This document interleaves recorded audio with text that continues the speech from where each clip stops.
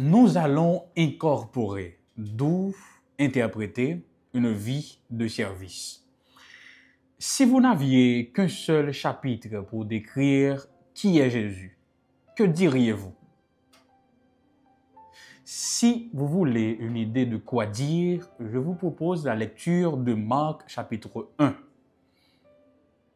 Il semble être le choix idéal. L'évangile de Marc, c'est un livre au rythme très rapide. Il souligne le pouvoir de Jésus sur le péché et la dégradation humaine. Et c'est le premier chapitre que nous allons considérer aujourd'hui dans l'incorporation de la leçon de cette semaine. Il y a 4 grandes vérités ou 4 axes importants ou essentiels dans le premier chapitre de l'Évangile selon Marc que nous allons aborder aujourd'hui. Le premier axe, Jean-Baptiste présente Jésus comme le Messie tant attendu. D'emblée, il cite la prophétie d'Ésaïe, soit Ésaïe 40, le verset 3, qui présente le précurseur, celui qui doit préparer ou aplanir le sentier sur lequel le Seigneur devait marcher. Et les versets 4 à 8 du chapitre 1 de l'Évangile selon Marc nous montrent comment Jean-Baptiste avait parfaitement bien accompli cette tâche. Il prêchait le baptême de repentance pour la rémission des péchés.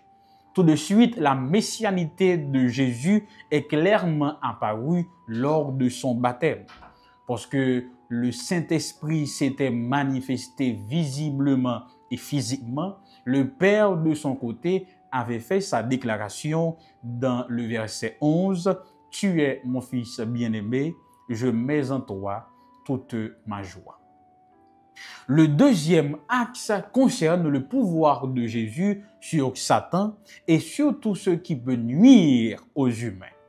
D'abord, il a vaincu les tentations de Satan, versets 12 et 13. Ensuite, il va rendre la santé à la belle-mère de Pierre et bien d'autres encore, versets 29 à 34. Il a également chassé des démons sur les pauvres victimes, versets 21 à 28, 40 à 45. Cette démonstration de pouvoir allait capter l'attention du peuple ou des gens alentours. Et sa renommée allait vite se répandre parce que les gens avaient constaté que même les esprits impurs ou démoniaques lui obéissaient. Troisième axe concerne ce désir que Jésus avait manifesté de collaborer avec les humains dans son ministère.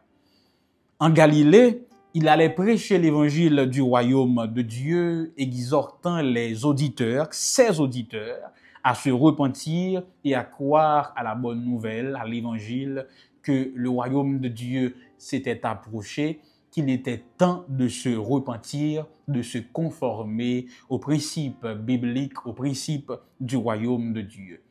Et le long de la mer de Galilée, il va appeler ses disciples la nécessité de collaborer dans son ministère, dans la prédication de l'évangile avec les humains. Les disciples, bien sûr, le suivent immédiatement et dans la synagogue de Capernaum, les gens allaient constater une seconde fois l'autorité et la puissance de l'enseignement de Jésus. Le quatrième axe qui nous intéresse, c'est le secret du ministère de Jésus. Jésus avait tiré sa puissance d'une source secrète, nous dit l'auteur. Et nous lisons au verset 35, et je lis pour vous, « Très tôt, le lendemain, alors qu'il faisait encore nuit noire, Jésus se leva et sortit de la maison. Il s'en alla hors de la ville, dans un endroit isolé. Là, il se mit à prier. » Jésus avait sans doute une vie remplie, probablement épuisante, mais il se levait tôt le matin pour parler à son Père afin d'être nourri et guidé spirituellement. Là résidait le secret de son ministère, le fondement de son ministère, le secret de sa réussite dans son ministère. Ainsi, nous sommes appelés, chers jeunes, chers chrétiens, à passer du temps avec Dieu. La communion intime avec le Père, c'est le secret d'une vie remplie et réussie. Ça pas dire moyen, ou pas t'apprendre mais une vie qui réussit, mais c'est vrai, oui. Passer temps pour communier avec bon Dieu. Revenez à votre texte écrit et étudiez le passage. Encerclez les mots, expressions, idées répétées. Soulignez les mots, expressions qui sont importants ou qui signifient quelque chose pour vous. Reliez par des flèches les mots, expressions aux autres mots ou expressions associés ou connexes. Quels éclairages particuliers vos notes semblent-elles indiquer dans l'ensemble? Prions. Seigneur, nous voulons réussir, mais qu'il te plaise de nous aider à accéder, à faire de ce secret une réalité pratique et vivante dans notre vie. Au nom de Jésus.